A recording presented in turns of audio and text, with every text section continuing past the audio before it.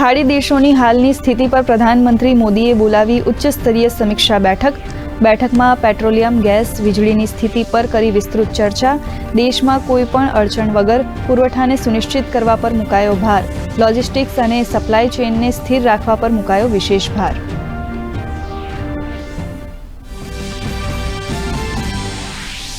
Israel પર ઈરાનનો મોટો હુમલો. ડિમોના અને અરાદ શહેરો પર કર્યો મિસાઇલ એટેક.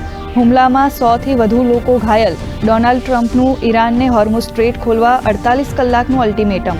ઈરાને કહ્યું, હોર્મુઝની સામુદ્રધુની ફક્ત ઈરાનના વિરોધીઓ માટે જ બંધ.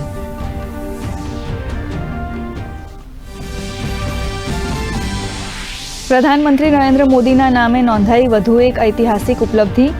દેશમાં સૌથી લાંબા સમય સુધી સરકાર પ્રમુખ રહેવાનું રચ્યું કીર્તિમાન. ગુજરાતના મુખ્યમંત્રી અને દેશના પ્રધાનમંત્રી તરીકેનો 8,931 દિવસનો કાર્યકાળ પૂર્ણ કર્યો.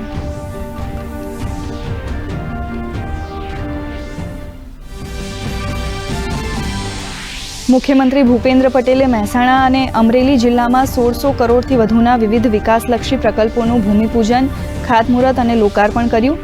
મુખ્યમંત્રીએ કહ્યું, ફાઇનાન્શિયલ મેનેજમેન્ટમાં ગુજરાત સમગ્ર દેશમાં નંબર 1. અમરેલી એપીએમસીમાં ₹12 કરોડના ખર્ચે 2 લાખ ચોરસ ફૂટના વિરાટ શેડના લોકાર્પણથી ખેડૂતોને મળશે વધુ સુવિધા. નાયબ મુખ્યમંત્રી હર્ષ સંઘવીએ સુરતના માંડવી પોલીસ સ્ટેશનનું કર્યું લોકાર્પણ.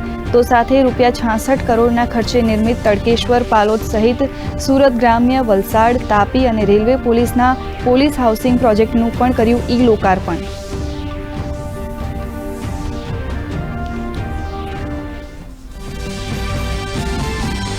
રાજ્યમાં આવતીકાલથી ચણા અને રાયડાની ટેકાના ભાવે ખરીદીનો થશે પ્રારંભ. ચણા માટે 165 અને રાયડા માટે 60 ખરીદ કેન્દ્રો કરાશે કાર્યરત. કુલ 2.96 લાખથી વધુ ખેડૂતોને થશે લાભ.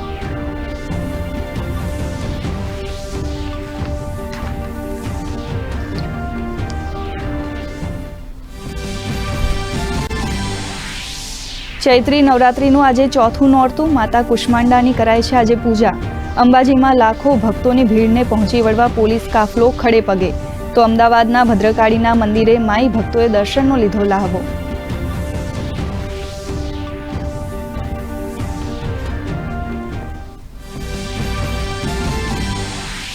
આજે વિશ્વ જળ દિવસ. પીએમ મોદીએ પાણીનું દરેક ટીપું બચાવવાનો દોહરાવ્યો સંકલ્પ. દક્ષિણ ગુજરાતની જીવાદોરી તાપી નદી આજે પણ અડીખમ.